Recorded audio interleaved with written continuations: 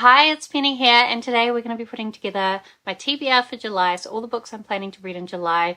In July, it's possible that, unfortunately, I'm going to be working again, so I'm trying not to be too ambitious, but I also seem to have gathered quite a few books, so we'll see how we go. I am going to divide this TBR into 3 parts. So firstly, we've got my TBR machine challenge, where I use the website I made that spits out random reading prompts to pick 3 books off my physical TBR shelf. Then I've got a bunch of books that I want to read for my goal of series 0, where I'm trying to be caught up on every series that I'm reading. And then lastly, there's just a couple of random ones that have snuck in there from somewhere.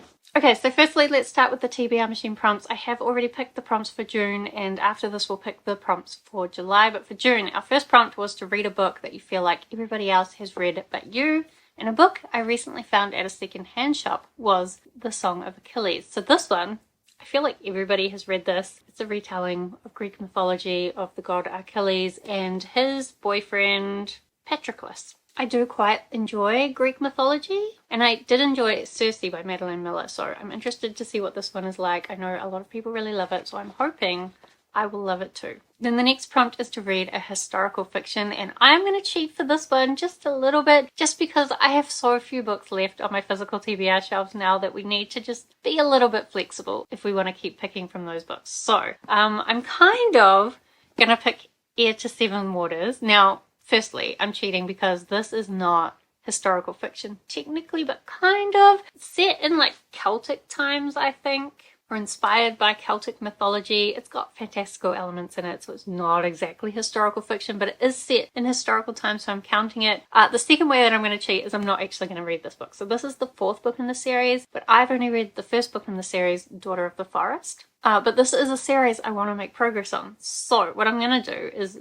this is my pick, but actually before I read this, I'm not going to read this because I won't get to book 4, but I do have the 2nd book in the series out from the library in ebook form. I don't read a lot of ebooks, so I guess we'll see how I manage to fit that in, but it's called Son of Shadows. I don't actually know what it's about. From my understanding of the Seven Waters series is that every story is like a new generation of the same family, but the 1st book in the series is kind of like a Seven Swans retelling, so I don't know what the 2nd book is going to be about, and I won't know until I read it, and I'm kind of happy with going into it that way. Then the next prompt is to read a book which is the highest rated on your TBR. Now, you might have thought that The Song of Achilles would be up there, but it's pretty close. But actually what I'm going to read is these 2 middle grade books by Steph Mataku, who's a New Zealand author. The 2nd one in the series, this one I think, The Hunt for Ramses, is actually rated 4.45. Now, I don't think it's got that many ratings because, you know, it's just a New Zealand middle grade book. I don't actually know. I assume it's got some kind of Maori mythology in it, but both the stories have this crazy ram, and I have some rams floating around in my house sometimes. So I wanted to read it for that. I've also read books by Steph Mataku before and really enjoyed them. I found them a lot of fun. So I'm hoping this will just be some fun reads. Also very easy, hopefully. I know they've got illustrations through them as well. Yeah, I'm just hoping these will be super fun, easy reads, as well as fitting the prompt.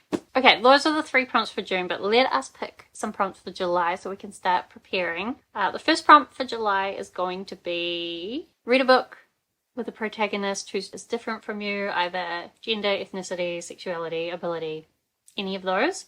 A very flexible diversity prompt there, but with the limited books I have left, I'm not sure what I have. I think I might have at least one, so hopefully we can do that one. If I can't find a book on my shelf that covers it, I can easily cover it with audiobook, but then that's not the point of what I'm trying to do, so we'll see. Then, the next prompt is read a book with a person on the cover. I can definitely do that one. In fact, I think the book that I most want to read on my TBR at the moment is The Relentless Moon by Mary Robinette Kowal. So if I can fit this in, which I can on this one, then I will definitely be trying to read that in August. Did I say July? I think I've said the wrong months all through this.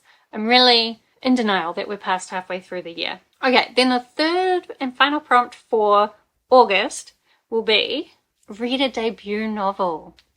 I might cheat on the word novel when it comes to doing this one, because I have half my physical TBR shelf here, right where I can see it, and then half in the other room because they're ones that I've recently purchased. I'm trying to prioritize these ones first, but I don't think any of these are debuts. Anyway, this is all going to be a problem for August. and I have plenty of other books that I want to read in July. So let's talk about them. Firstly, Series 0. I am trying to make progress on so many series. I've been doing so well, but I still have about 94 books, I think, to read to catch up on all the series that I'm reading. So that's a lot, but I did get it under 100 because I think it was like 130 or something when I started. So we're making progress. Firstly, I have The Gathering Storm by Kate Elliott. Yes, this was on my May and June TBRs. I have read some. I've read like 100 pages and there's still a little bit left of June, so it's possible I'll read a little bit more. The chances of me finishing it are low. So we're going to carry it over into July, and if I don't get it finished, that's okay. So I was going to really try to finish it, but if I'm going to be working again, I'm going to be nice to myself and just let myself take as long as I need with this series. I am really enjoying it. It's like an epic fantasy at the moment. We've got a very powerful person who's been possessed by some of the people who employ bad magic, and all the other people in power are kind of trying to rally together to work out what they're going to do about that. But they are all spread out across large distances, and communication isn't that easy back in the day, and some of their magical ways of communicating are being disrupted as well. So I am enjoying this. It's a lot to get through. So we'll find time when we find time. I do also have this random Watch Hollow middle grade book from the library. So recently I did a vlog where I tried to read dark books for different generations, and I picked the first book in this series up from the library just randomly, and I ended up really loving it. It kind of is this family end up going to this house to try and fix this clock that runs the power for this fancy house, and they also end up meeting these magical clockwork animals that are being chased by this crow and this other mysterious creature out in the forest around this house. So the sequel, I don't really know what it's going to be about. It says The Alchemist's Shadow, so something to do with alchemy. I just found the first book really lovely, and I thought, since there's only the second book out so far, I don't know if it's going to be a longer series, but I thought if I read this straight away, I've caught up straight away, so I don't have to feel bad about starting a new series. So that's going to be on the list, but it's a really short middle grade book, 228 pages. It'll take me like 2 seconds to read, so I'm not too worried about that one. Then I also have a bunch of audiobooks for Series 0, but I also have this one, which is a weird mix between physical and audiobooks. So I've got Rule of Wolves by Leigh Bardugo. So this is the last book in the Grishaverse series that has been released, the sequel to King of Scars. But my library doesn't have this in audiobook on any of the apps that it has, and I've been thinking about buying it on Audible just so that I could finish off the series, but then I decided just randomly to search it on the actual library website rather than in the apps, and I saw that they have this book on audio CDs. It's really weird because it still says Audible on them, and Bolinda, which is the provider that normally provides them for BorrowBox, but it's not on BorrowBox. But instead, yeah, I got 16 CDs to listen to. I don't really know how that's going to work out, because normally I like to listen to audiobooks while I'm out on walks, listening to it on my phone, but obviously that won't work with CDs. So I'm probably going to have to listen to it while I do housework around the house or something. I don't know. It's going to be an adventure, but we'll try and find some time for it in July. And if you don't know about the Grishaverse series, it's kind of hard to talk about. We've got some kingdoms at war and different people with different magical abilities, the Grisha, stuck in the middle of it all. I was really excited about this duology because we were getting some of Nina's story, but it's also Nikolai's story, and I think really it was a bad idea to combine those two stories because they don't go together at all. But maybe they'll come together in this book. Really, I just want to explore Nina's power because I think it's really interesting, and I think she's a really interesting character. But will we get what I want in this book? I don't know, but we'll see. Okay, then the other audiobooks that I have are all ones that I've been reading recently. Firstly, we've got Skullduggery Pleasant by Derek Landy. Now, I believe the first arc of this series is just the first 9 books, and so I've kind of decided I'll finish after book 9 and then we'll see whether I want to keep going to book 15 or not. So I've only got 3 more to read in order to meet that goal. I think I'm going to try and fit in all 3 of those books in July. I think I can do it. But I might spread them out rather than reading them all in one go, because I do find with this series that if I read too much of it, I get a bit bored because there's a lot of side characters and I don't care about everything that's going on. So this series, we've got Stephanie, who's been introduced to the magical world, and her mentor, Skullduggery Pleasant, who's this skeleton detective. And at this point in the book, they're kind of at war with the necromancers. We've got some people who are trying to bring back the old gods. And as well, there's a prophecy going around that we're trying to work out what's the deal with that. I have some ideas. I'm kind of hoping I'm right. Otherwise, I feel like that's going to be a very big missed opportunity. But I know as well this one's a favorite of a lot of people from their childhood. So I'm excited to see how I think that might have influenced you. Basically, I'm going to psychoanalyze everybody I've heard say that Skullduggery Pleasant was their favorite series once I finish this. Then I've also got a hold on the 10th book of the Dresden Files by Jim Butcher. So the Dresden Files are about Harry Dresden, who's a wizard, as well as a private investigator, as well as like being quite sexist and annoying, to be honest. However, he did get a little bit better around book 6 or 7. Unfortunately then in like book 8 and 9 we introduced a teenage girl to the cast of characters, and I haven't particularly liked how that's been treated, but I am hopeful that the series will continue to improve, as I have heard it does. I kind of at the moment I feel like it peaked at book 7, but we'll keep trying because I think there's like 17 books released so far, and maybe it's going to be like a 25 book series in total if Jim Butcher can ever release the final ones. And my library has all the audiobooks. I actually thought it didn't have all of them, but I have since discovered that my library just hasn't linked them all properly to the same series. Anyway, my library has all the audiobooks, so I'm just gonna read them one a month until we're done.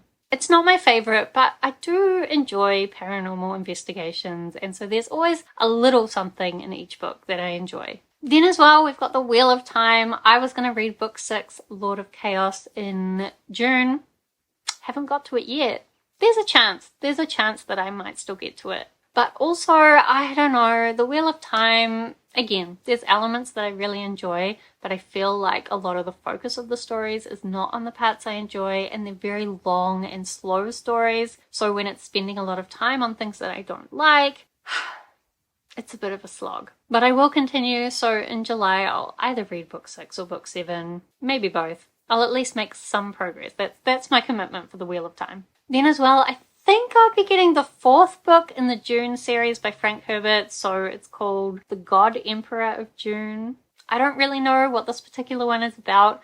I believe it must be set sometime after the main characters from the previous books. I'd kind of like it to be, because I'd almost like to continue getting more of the world and the ideas, which is what I really like about the June series, and like less of the characters that I've grown to dislike.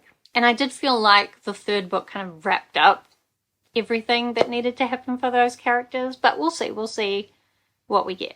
Then lastly for July, the 2nd book in the Monk and Robot series by Becky Chambers is coming out, so that's called A Prayer for the Crown Shy.